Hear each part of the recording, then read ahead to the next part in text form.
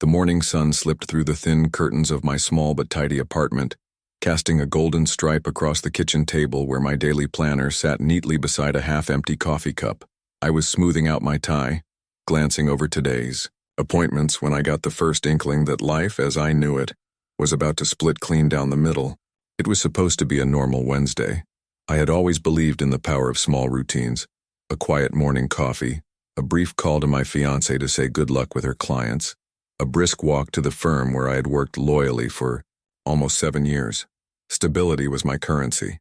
I built my life on showing up early, staying late, and treating everyone with a patience that often earned quiet admiration, but rarely applause. My fiancée, Mia, used to joke that if I were a dog, I'd be a golden retriever, steadfast, tireless, and painfully loyal. I took pride in that. I wasn't flashy. I wasn't dramatic. I was the man who remembered birthdays, who made sure the bills were paid early, who tucked away savings carefully, planning not just for myself, but for us, for our future. I had trusted Mia completely, the way a man trusts the earth beneath his feet, believing it will never shift. We had spent the past year planning our wedding, every detail meticulously arranged by a planner she adored, a man named Caleb, whose talent for elegant events was matched only by his easy smile and endless availability. At first I appreciated how he made her happy, how he seemed to lift some of the stress from her slender shoulders. I was too busy working overtime to notice the subtle shifts, the extra laughter over phone calls, the sudden insistence that I stay late and let her handle the wedding details.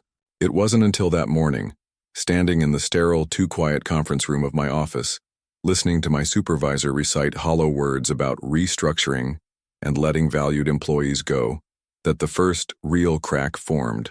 They handed me my final check, less than it should have been, with a handshake that felt more like a dismissal of everything I had poured into that place.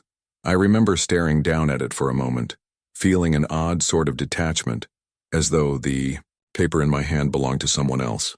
I didn't rage, I didn't argue, I thanked them, shook their hands firmly, and walked out with my head high. On my way home, I called Mia, needing her voice, her reassurance that some things were still solid. The call went straight to voicemail. I tried again. Nothing. When I stepped through the apartment door, I knew before I even saw the empty hangers, swinging in the closet, the drawers yanked open, stripped bare. My savings account, I learned seconds later, was emptied. A simple text arrived a minute later. I'm sorry. I have to follow my heart. No name, no explanation, just that. I sat down at the kitchen table, my untouched coffee still warm, and stared out at the afternoon sun now falling harder through the window, feeling nothing but a strange, deep quiet settle into my bones. The days that followed unspooled, like some slow, grainy film, each moment heavy with a silence that was no longer peaceful but hollow. I moved through the motions, packing away the pieces Mia had left behind, closing the accounts that still bore both our names, with the same methodical care I had once used to build the life she had so effortlessly abandoned. I didn't waste energy on anger. It seemed too easy, too cheap. Instead, I began to notice things, tiny, almost imperceptible details that had been hiding in plain sight. At the office, before they let me go, there had been whispered meetings behind closed doors, sidelong glances I had shrugged off. Once, I had arrived early to a management meeting and found my boss stiffen, a folder quickly shut and tucked away. Conversation jarringly shifted. At the time, I had assumed it was none of my business, trusting the structure that had always seemed so stable. Now, looking back, I realized the betrayal had begun long before the final handshake. And Mia, she had been slipping away, thread by thread. I remembered the nights she stayed late at wedding venues, her voice animated when she spoke of Caleb's brilliant ideas, her touch growing colder, her kisses shorter, distracted. The signs had been there waiting for me to stop being so painfully loyal, so absurdly trusting. One evening, out of a stubborn instinct I couldn't quite name, I drove past the boutique wedding agency she had raved about endlessly. It was closed for the night, but 2 cars were parked out front. Caleb's sleek black sports car and a familiar silver hatchback. Mia's.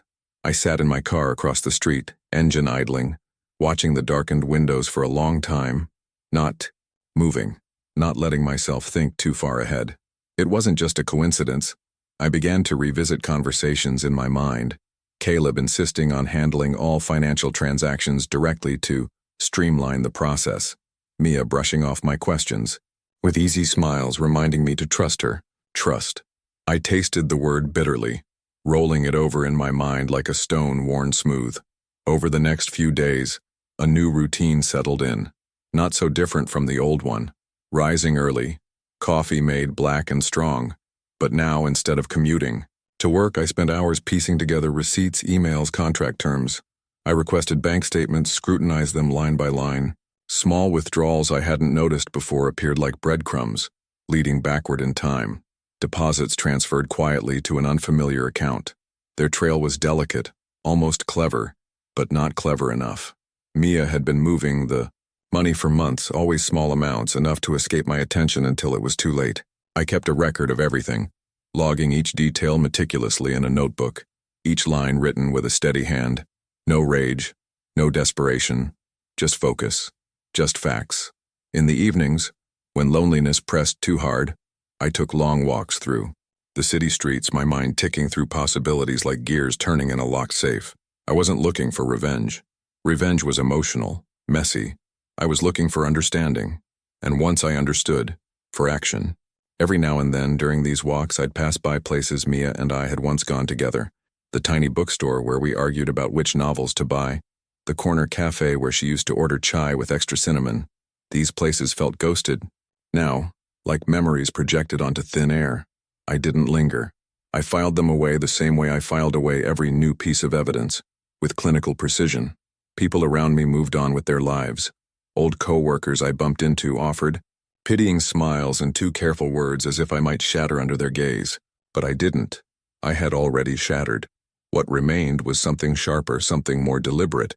It was during one of these late walks that I saw Caleb again, stepping out of a sleek restaurant downtown, arm casually slung around Mia's waist. She laughed, her head tilted back in that way that used to be meant for me. They didn't see me. I melted into the passing crowd, invisible but keenly observant.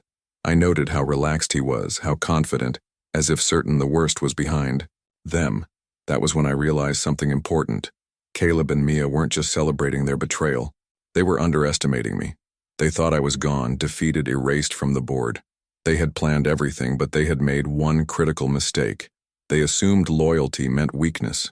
They had no idea that quiet men, the ones who listen more than they speak, who build slowly and steadily, can also destroy with the same quiet certainty. As I turned away from the glittering restaurant lights and melted back into the night, a plan was already forming, clear and unshakable in my mind. I wasn't going to confront them with words or pleas. I was going to dismantle everything they thought they had secured piece by careful piece without ever raising my voice. The first move was small, almost laughably simple. I contacted the bank. Not to report the theft, not yet, but to quietly request detailed transaction histories dating back 2 years. I explained I needed them for personal tax reasons, and with a few signatures and polite smiles, the papers arrived at my door within the week. Each page was a revelation, numbers and dates piecing themselves together into a story of betrayal more methodical than I had dared to imagine.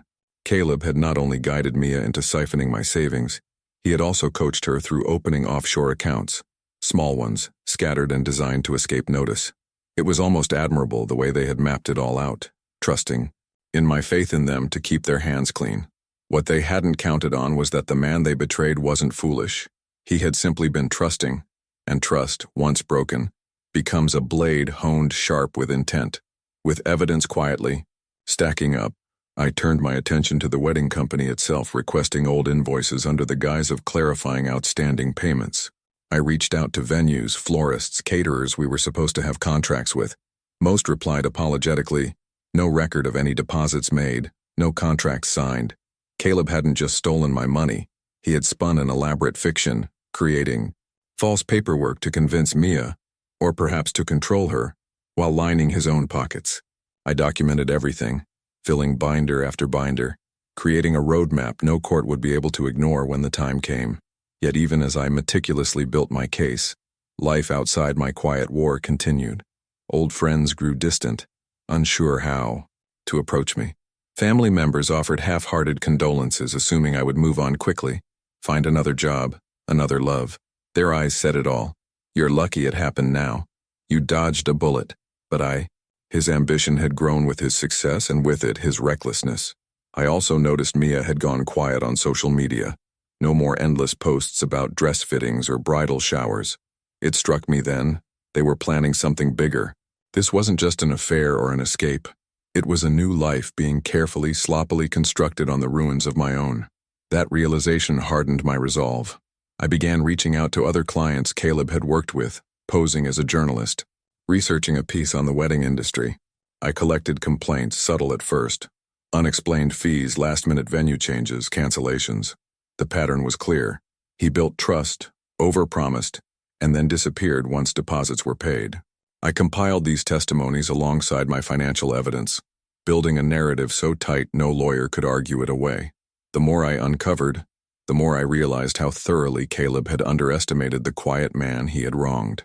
And Mia, poor, deluded Mia, had hitched herself to a man who would inevitably do to her what they had both done to me. It was simply a matter of time. Yet even with all this information, I stayed silent. I made no accusations, filed no reports, sent no warning messages. Instead, I waited, knowing that striking too soon would only alert them. Patience, I reminded myself, is the weapon of the overlooked. And so I bided my time, watching, listening, planning. The tension wound tighter with each passing day, invisible but unbreakable. Every time I saw their smug smiles on local event blogs, every time a new photo appeared of Mia draped in designer dresses paid for with my stolen savings, I felt the wire twist a little more around them, waiting for the perfect moment to pull. I knew from old acquaintances that Caleb had ambitions beyond weddings. He wanted to break into luxury event planning, targeting high-profile clients, celebrities even. It was a dangerous ambition because it meant exposing himself to scrutiny he was not prepared to endure. One misstep with the wrong client, one scandal, and the fragile empire he had built would collapse. I didn't have to ruin him. I only had to give him enough rope. And so, with careful nudges, I introduced doubt into his growing network. Anonymous tips to journalists, quiet emails to dissatisfied former clients, hints to potential investors about Caleb's troubling financial history. Nothing slanderous, nothing provable, just enough to encourage closer looks, audits, questions. Like termites inside a wooden house, the damage would take time to show, but when it did, it would be catastrophic. Throughout it all, I remained the ghost, the quiet observer in the crowd. I didn't react when news reached me that Caleb had pulled out of 2 major contracts citing logistical issues. I didn't flinch when whispers circulated about missing funds from previous clients. Instead, I waited for the final stroke, the moment when their entire illusion would shatter not from my hand, but from their own hubris. In those long weeks of waiting, I came to understand something profound. Betrayal doesn't destroy you. It reveals you. It burns away the illusions you had about loyalty, love, trust, and shows you what remains when everything else is stripped away. In the absence of Mia's laughter, Caleb's flattery, my old job's false security, I found something stronger than anger or grief, a steady, unshakable purpose. I didn't need to scream my pain into the world. I was the quiet storm they never saw coming, gathering force beyond the horizon, inevitable and unstoppable. When the time was right, when the stage was set and the audience assembled, I would step out of the shadows, not with rage, but with quiet, devastating certainty, and they would finally understand what it meant to betray a man who built his life not on charm or cunning, but on patience, loyalty, and the unbreakable strength of silence. The reveal came not with fireworks, not with shouting matches or dramatic confrontations, but with the quiet, crushing certainty of a final checkmate in a long, silent game. It started when Caleb announced a grand launch party for his new luxury event brand, an extravagant affair promised to be packed with influential guests, investors, and media. It was exactly the kind of spectacle he lived for, the kind he believed would solidify his ascent.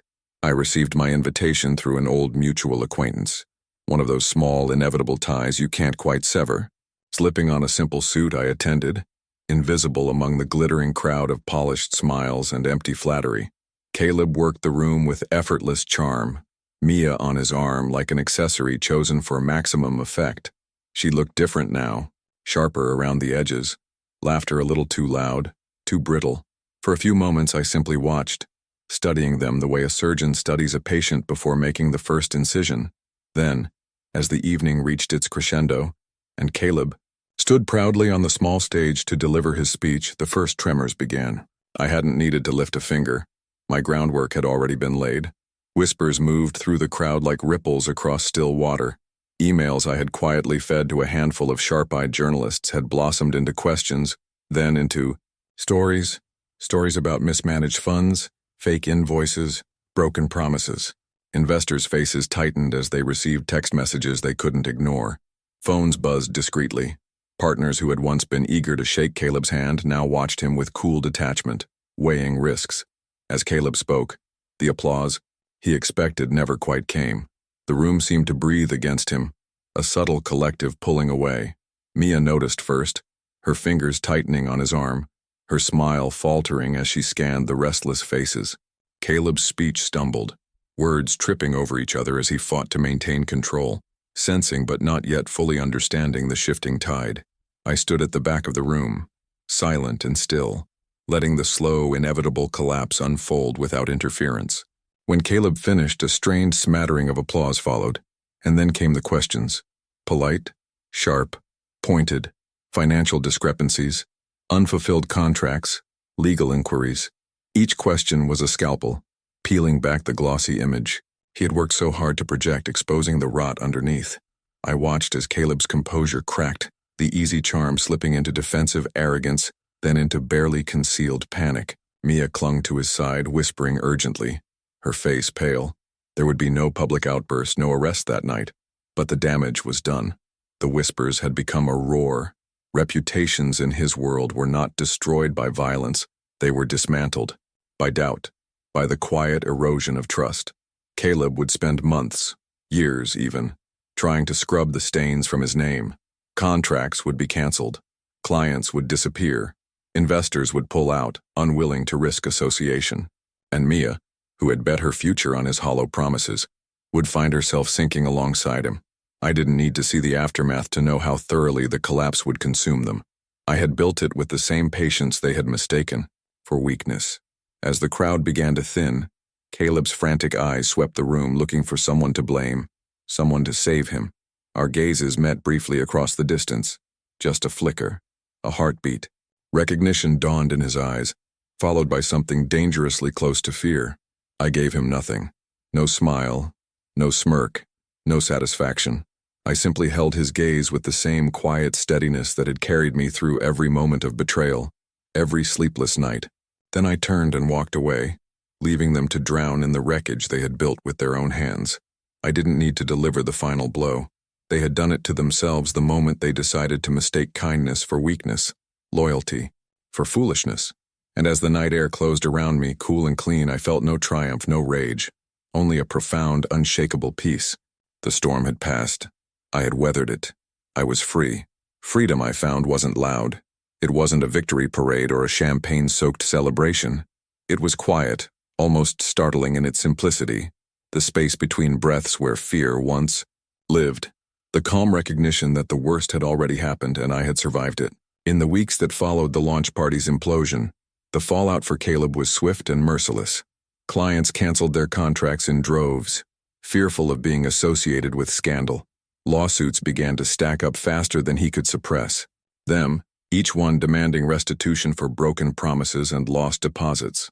His so-called empire crumbled publicly, dragged through gossip columns and business reports alike, his name becoming synonymous with fraud. Mia disappeared from social media altogether, her once carefully curated life evaporating under the weight of public humiliation. Rumors floated around that she had left him, or maybe that they were still clinging to each other in the wreckage. But I didn't waste energy chasing down the details. It didn't matter. Their story was no longer mine to follow. I had extracted myself from their orbit, untangled my soul from their deceit. My focus turned inward, towards rebuilding a life that was mine alone, untouched by betrayal. It wasn't easy. Money was tight. The savings I had managed to protect were modest and job offers were scarce at first. Who rushes to hire a man whose former company had publicly collapsed, even if he had no part in its downfall? But I carried no bitterness into the interviews, no desperate urgency. I spoke plainly about my skills, my work ethic, and my patience. Some employers found it refreshing. A small startup finally took a chance on me, offering a position far less prestigious than my old one but full of potential. I accepted without hesitation, knowing better than ever that titles and appearances were fragile things. What mattered was the foundation, and this time, I would build it even stronger. I moved into a smaller apartment, nothing fancy, a place where every object had meaning, where every dollar spent was deliberate. I found satisfaction in small routines again, morning jogs along the river, simple meals cooked from scratch, long evenings with a book instead of a screen. Piece by piece, I reclaimed my own life, not as an act of defiance but as an act of quiet triumph. And with that slow rebuilding came reflection. Looking back, I saw not just the betrayal but the patterns that had led me there. The blind faith, the willingness to hand over parts of my life to others without question. I hadn't been wrong to trust, I realized. Trust itself wasn't the flaw. It was trusting without vigilance, giving without ever asking if what I was receiving in return was honest. From that understanding grew a deeper kind of strength, one that didn't make me harder, just wiser. I didn't wall myself off from people. I simply watched now, listened more carefully, weighed actions over words, and somewhere along that journey, peace settled over me, like a long-lost friend returning home.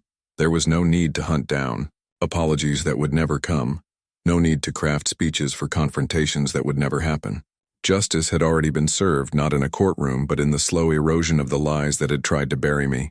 Their collapse had been thorough, public, inescapable. Mine had been private, painful, but ultimately redemptive. In the end, that was the true difference between us. They had sought easy victories, shortcuts built on deceit. I had rebuilt patiently, brick by brick, a life rooted in something real. Months later, standing on the small balcony of my new apartment, I watched the city lights flicker against the night sky, a quiet hum of life buzzing below. I thought about the man I had been, the one who believed loyalty alone could save. Him. I didn't mourn him. I honored him. He had been necessary, the seed from which the stronger man had grown. I still believed in love, in loyalty, in hard work, but now I understand. Those things mean nothing without discernment, without the courage to walk away when they are not returned. As the cool wind brushed against my face, I allowed myself a small smile, not of triumph over Caleb or Mia, but of gratitude for the storm that had forged me. I was not the same man who had once waited eagerly for a fiancée's call, trusting blindly. I was something better, something quieter and stronger. And though my journey had been broken and twisted in ways I never could have anticipated, I knew one thing with absolute certainty. The foundation I stood on now was mine, unshakable and true. The world stretched out before me, vast and unpredictable, but I no longer feared its uncertainties. Whatever storms would come, and they would surely come, I would meet them not with blind trust, but with open eyes, steady hands, and an unbreakable will. And this time, when I built something new, whether it was a career, a home, or perhaps, one day, love again, I would build it not for anyone else's approval or security, but for myself, brick by deliberate, enduring brick.